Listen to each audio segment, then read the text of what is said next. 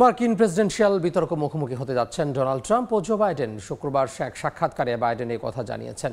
সাক্ষাৎকারে ট্রাম্পের সঙ্গে বিতর্কের বিষয়ে জানতে চাওয়া হলে মার্কিন প্রেসিডেন্ট জানান, নভেম্বরে নির্বাচনের আগে রিপাবলিকান প্রতিপক্ষের সঙ্গে বিতর্কে অংশ নেওয়ার পরিকল্পনা রয়েছে তার। আগামী নভেম্বরে প্রেসিডেন্ট নির্বাচন নিয়ে ধীরে ধীরে সরগরম হচ্ছে যুক্তরাষ্ট্র। এরই মধ্যে শুরু হয়ে গেছে নির্বাচনী লড়াই নিয়ে তোলপাড়। প্রেসিডেন্ট নির্বাচনে বাইডেনের বিপক্ষে লড়বেন সাবেক প্রেসিডেন্ট ডোনাল্ড ট্রাম্প। তারা দুজনেই চালাচ্ছেন নির্বাচনী প্রচারণা। তারই ধারাবাহিকতায় সম্প্রতি জনপ্রিয় উপস্থাপক হাওয়ার্ড স্টোনের শোতে অতিথি হয়ে আসেন বাইডেন। সাক্ষাৎকারে বহুল প্রতীক্ষিত বাইডেন ট্রাম্প বিতর্ক নিয়ে তিনি বলেন, এটি নিয়ে তিনি ভাবছেন। ঠিক কখন কি হবে তা জানেন না, তবে ট্রাম্পের সঙ্গে বিতর্ক করতে ভালো লাগবে বলেও জানান বাইডেন। এর আগে বিতর্ক নিয়ে এতটা স্পষ্টভাবে কোনো প্রকার প্রতিশ্রুতি দেননি বাইডেন। এ বিষয়ে গত মাসেও তিনি বলেছিলেন, প্রেসিডেন্সিয়াল ডিবেটের বিষয়টি পুরোটাই নির্ভর করছে ট্রাম্পের আচরণের উপর। এদিকে বেশ কিছুদিন ধরে ডেমোক্র্যাটিক পার্টি নিয়ে বেশ আগ্রহ নিয়ে নিজের অনুষ্ঠানে সম্প্রচার করেন উপস্থাপক হাওয়ার্ড স্টোন। এ কারণে তার শোকে অনেকে ডেমোক্র্যাটিক পার্টির শো বলে থাকেন। বাইডেন যখন নিউ ইয়র্কে নির্বাচনী প্রচারণায় ছিলেন, তখনই বাইডেনের এই সাক্ষাৎকার নেন হাওয়ার্ড স্টোন। নাদিম মারজান, সময় সংবাদ। এদিকে যুক্তরাষ্ট্রের আসন্ন নির্বাচনে প্রভাব বিস্তার ও হস্তক্ষেপের চেষ্টা চালাচ্ছে চীন। অভিযোগ নয়, বিষয়টি নিয়ে যুক্তরাষ্ট্রের কাছে প্রমাণও আছে, এমনটাই দাবি করেছেন মার্কিন পররাষ্ট্রমন্ত্রী অ্যান্টনি ব্লিংকেন। চলতি বছরের নভেম্বরে অনুষ্ঠিত হতে যাওয়া মার্কিন প্রেসিডেন্ট নির্বাচনে হস্তক্ষেপ করতে চাইছে চীন। শুক্রবার চীন সফরের শেষ দিন সিএনএনকে দেয়া এক সাক্ষাৎকারে এ অভিযোগ করেন যুক্তরাষ্ট্রের পররাষ্ট্রমন্ত্রী অ্যান্টনি ব্লিংকেন। তিনি বলেন, আসন্ন মার্কিন নির্বাচনে প্রভাব বিস্তার ও হস্তক্ষেপ করার চীনা প্রচেষ্টার প্রমাণ রয়েছে যুক্তরাষ্ট্রের কাছে। যদিও এর আগে মার্কিন নির্বাচনে নাক না গলানোর প্রতিশ্রুতি দিয়েছিলেন চীনের প্রেসিডেন্ট শি জিনপিং। সাক্ষাৎকারে ব্লিংকেন বলেন, চীনের হস্তক্ষেপের বিষয়টি দ্রুত বন্ধ হওয়া নিশ্চিত করবে যুক্তরাষ্ট্র, কারণ এটি তাদের কাছে একেবারেই অগ্রহণযোগ্য।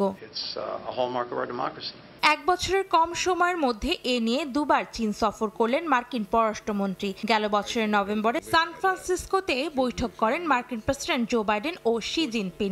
তখন চীনের প্রেসিডেন্ট প্রতিশ্রুতি দেন তার দেশ যুক্তরাষ্ট্রের নির্বাচনে হস্তক্ষেপ করবে না। এর আগে রাশিয়ার সঙ্গে সম্পর্ক নিয়ে চীনকে নিষেধাজ্ঞার হুমকি দেন ব্লিংকেন। তিনি বলেন, রাশিয়ার প্রতিরক্ষা খাতে দ্বৈত ব্যবহারের পণ্য সরবরাহের জন্য চীনের বিরুদ্ধে আরও নিষেধাজ্ঞা দিতে প্রস্তুত ওয়াশিংটন। এদিকে চীনের রাষ্ট্রীয় সংবাদ মাধ্যম সিসিটিভির প্রতিবেদনে বলা হয়, শুক্রবার ব্লিংকেনের সঙ্গে এক বৈঠকে চীনের প্রেসিডেন্ট শি জিনপিং বলেন, প্রতিদ্বন্দ্বী নয়, যুক্তরাষ্ট্র চীনকে অবশ্যই একে অপরের অংশীদার হতে হবে। অন্তরা সেন, সময় সংবাদ। চীনের বিরুদ্ধে আবারও আকাশসীমা লঙ্ঘনের অভিযোগ করেছে তাইওয়ান। শনিবার তাইওয়ান প্রণালী দিয়ে অন্তত 30টি চীনা যুদ্ধ বিমান ও 22টি সামরিক বিমান অনুপ্রবেশ করে। এ বিষয়ে চীনা প্রতিরক্ষা মন্ত্রণালয়ের সঙ্গে যোগাযোগ করা হলেও তাৎক্ষণিক কোনো প্রতিক্রিয়া জানায়নি তারা। পাল্টা পদক্ষেপ হিসেবে নিজেদের সেনাবাহিনীকে সতর্ক অবস্থায় রাখে তাইওয়ান। স্থানীয় সময় শুক্রবার বেইজিংয়ে চীনা প্রেসিডেন্ট শি জিনপিং ও মার্কিন পররাষ্ট্রমন্ত্রী অ্যান্টনি ব্লিংকেনের মধ্যে বৈঠক হয়। এতে দুদেশের বিদ্বেষমূলক সম্পর্ক কাটিয়ে ওঠার বিষয়ে একমত পোষণ করেন তারা। পাশাপাশি পারস্পরিক সম্মান প্রদর্শন এবং দুপক্ষের জন্য লাভজনক সহযোগিতা খুঁজে বের করার আহ্বান জানান শি। তবে শীর্ষ মার্কিন কর্মকর্তার সফর শেষ হতে না হতেই তাইওয়ান প্রণালীতে বিমান অনুপ্রবেশের অভিযোগ জানায় তাইপে। দাবি করে আসছে স্বায়ত্তশাসিত দ্বীপটি। মৌসুমী সাথী, সময় সংবাদ। রাশিয়ার বিমান হামলার জবাব দিতে এবার ইউক্রেনকে শক্তিশালী প্যাট্রিয়ট ক্ষেপণাস্ত্র সরবরাহ করতে যাচ্ছে যুক্তরাষ্ট্র। মার্কিন প্রতিরক্ষা মন্ত্রী লয়েড অস্টিন নিশ্চিত করেন এই তথ্য। মূলত গেল সপ্তাহে দেশটিকে $60 বিলিয়ন সহায়তা প্যাকেজের অংশ হিসেবে দেওয়া হচ্ছে এই সমরাস্ত্র। প্যাট্রিয়টের মতো শক্তিশালী ক্ষেপণাস্ত্র সরবরাহের ঘোষণায় সন্তোষ জানিয়েছেন প্রেসিডেন্ট ভলোদিমির জেলেনস্কি। রুশ হামলার ক্রমবর্ধমান ঝুঁকি মোকাবেলা এবং জীবন বাঁচাতে এই অস্ত্র প্রয়োজন বলে মনে করেন তিনি।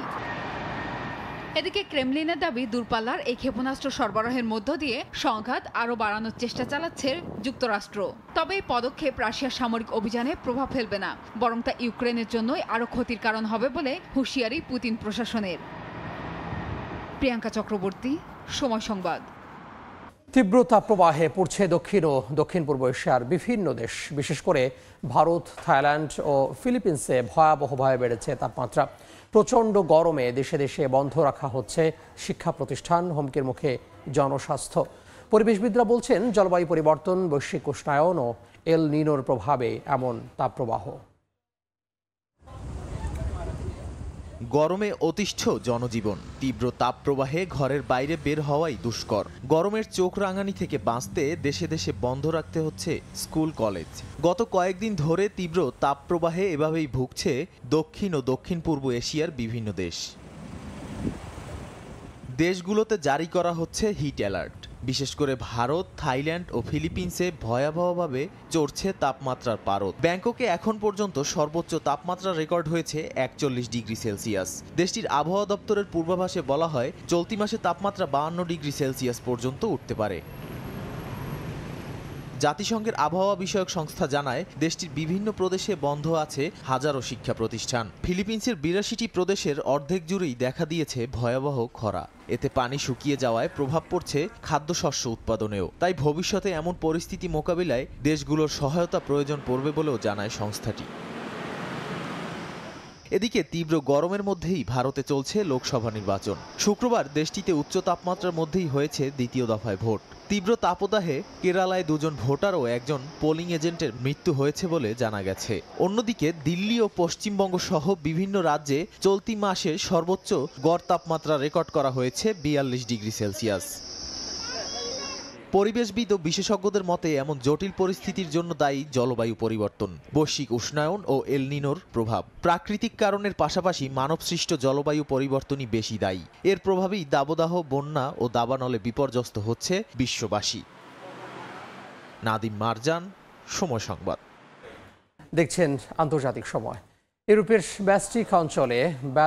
বাল্টিক অঞ্চলে সমৃদ্ধ দেশ লিথুয়ানিয়া স্টুডেন্ট বা ওয়ার্ক পারমিট ভিসায় গেল কয়েক বছরে দেশটিকে কয়েক হাজার বাংলাদেশি পাড়ি জমালেও জটিল অভিবাসন নীতির কারণে চলে যেতে বাধ্য হন ইউরোপের অন্যান্য দেশে।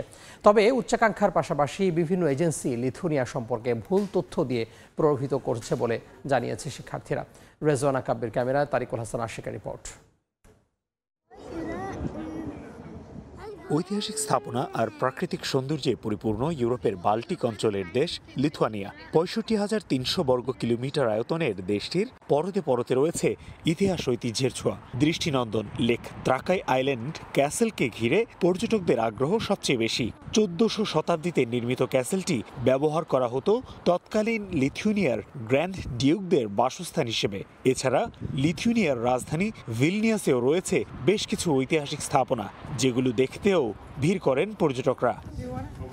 ব্রেক্সিটের পর মাত্র 28 লাখ জনসংখ্যার দেশটির একটি বড় অংশ যুক্তরাজ্যে পাড়ি জমানোই বিভিন্ন খাত হয়ে ওঠে অভিবাসী নির্ভর। প্রতিবেশী বেলারুশ বা ইউক্রেন ছাড়াও লিথুয়ানিয়া অভিবাসী নিতে শুরু করে বাংলাদেশ, ভারত বা নেপালের মতো দেশ থেকে। তবে জটিল অভিবাসন নীতির পাশাপাশি প্রত্যাশার সঙ্গে বাস্তবের মিল না পাওয়ায় অনেক অভিবাসী পাড়ি জমায় ইউরোপের বিভিন্ন দেশে। এমন পরিস্থিতির জন্য লিথুয়ানিয়ার অভিবাসন নীতিকেই দায়ী করছেন প্রবাসীরা। লিথুয়ানিয়ার অভিবাসন নীতিটা এখনো খুব একটা অভিবাসন প্রত্যাশীদের মতো না, বা বাংলাদেশেরা আসার পরে এখানে যা আশা করে প্রত্যাশার তুলনায় অনেকটা অসামঞ্জস্যপূর্ণ থাকে। তাছাড়াও সঠিক প্রপার লাইন গাইড দেওয়া হয় না এজেন্সির পক্ষ থেকে, আর এজেন্সিরাও অনেক রকম ভুল কথা বলে এখানে নিয়ে আসার পরে যার কারণে বাংলাদেশি প্রবাসীরা বাধ্য হয় এক প্রকার লিথুয়ানিয়া থেকে চলে যাওয়ার কারণ। বেশ কিছু ওয়ার্ক পারমিট ভিসা ইস্যুর পাশাপাশি 2023-24 শিক্ষাবর্ষে লিথুয়ানিয়ায় আসে উল্লেখযোগ্য সংখ্যক বাংলাদেশি শিক্ষার্থী, কিন্তু তাদের প্রায় অধিকাংশই পাড়ি জমায় ইউরোপের অন্যান্য দেশে। সঠিক তথ্য না জেনে আসাতেই তাদের লিথুয়ানিয়া ছাড়তে হয় বলে জানায় শিক্ষার্থীরা। যে অনেক স্টুডেন্ট আছে যারা রিসার্চ না করে চলে আসে, এজেন্সি একটা কথা বলে বা অনেক জায়গায় অনেক রকম ভিডিও দেখে একটা আইডিয়া নিয়ে চলে আসে। বাট সব থেকে বেটার যে এখানে যারা আসছে তাদের সাথে কথা বলা। আরও আমাদের এখানে অনেক গ্রুপ আছে, ফেসবুক গ্রুপ, সেগুলোতে নক দিয়ে যারা ইতিমধ্যে চলে আসছে তাদের সাথে কথা বলে আসাটাই বেটার। লিথুয়ানিয়ার অভিবাসন সংস্থার হিসেবে দেশটিতে বর্তমানে প্রায় 3 লাখ অভিবাসী বসবাস করছে, যাদের অধিকাংশ প্রতিবেশী দেশ বেলারুশ, ইউক্রেন ও রাশিয়ার, এবং মোট অভিবাসীর শতকরা 10% তৃতীয় বিশ্বের নাগরিক। জনসংখ্যা কম থাকায় এখনও নানা ক্ষেত্রে বিদেশি কর্মীর প্রয়োজন লিথুয়ানিয়ার। তবে এখানে স্থায়ী হওয়ার ক্ষেত্রে অপেক্ষাকৃত বেশি জটিলতা এবং অভিবাসন নীতি অভিবাসন বান্ধব না হওয়ার কারণে এখানে এসেও থাকতে চান না প্রবাসীরা, চলে যান ইউরোপের বিভিন্ন দেশে। এতে করে লিথুয়ানিয়াও বাংলাদেশিদের ভিসা দেয়া কমিয়ে দিয়েছে। তাই এখানে আসার আগেই আরো বেশি গবেষণার প্রয়োজন বলে মনে করেন প্রবাসীরা। তারিকুল হাসান আশিক, সময় সংবাদ, ভিলনিয়াস, লিথুয়ানিয়া।